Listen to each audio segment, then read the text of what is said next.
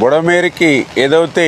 ఇటు లెఫ్ట్ బండి మీద 3 ఏదైతే బ్రీచెస్ 200 మీటర్ల పైబడి ఏదైతే పడ్డాయో, అదేవిధంగా అటు రైట్ బండి మీద 7 బ్రీచెస్ ఏదైతే పడ్డాయో, అదేవిధంగా ఏదైతే పులివాగు దగ్గర 3 బ్రీచెస్ ఏదైతే పడ్డాయో, మరి వెంటనే అందులో కూడా ప్రత్యేకించి ఈ లెఫ్ట్ బండి మీద ఉన్నటువంటి ఆ 200 మీటర్ల 3 బ్రీచెస్ని ఆ గండ్లను పూడిస్తేనే ఆ యొక్క సింగనగర్ కానీ ఆ విజయవాడ పట్టణంలో ఉన్నటువంటి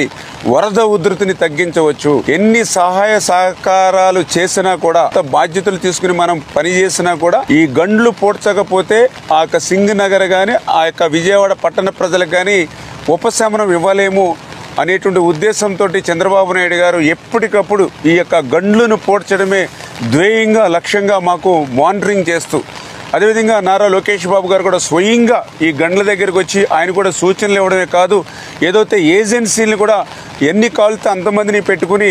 ఈ ఎంత ఎక్విప్మెంట్ కావాలంటే అంత ఎక్విప్మెంట్ కూడా ఆయన ఎప్పటికప్పుడు మాకు అందిస్తూ ప్రతి 1 అవర్ కూడా క్లోజ్ మానిటరింగ్ చేస్తూ ఉన్నారు. అందుకే ఈరోజు ఎంత వర్షం వచ్చినా గాలి వచ్చినా కూడా దాన్ని కూడా మేము తట్టుకుని ఎదుర్కొని ఏదైతే అధికారులు కానీ అదేవిధంగా ఏజెన్సీలు కూడా వాళ్ళ యొక్క సహకారంతో ఆ బుడమేరు గండ్లను యుద్ధ ప్రాతిపదిక మీద పూర్తి చేస్తూ ఉన్నాం.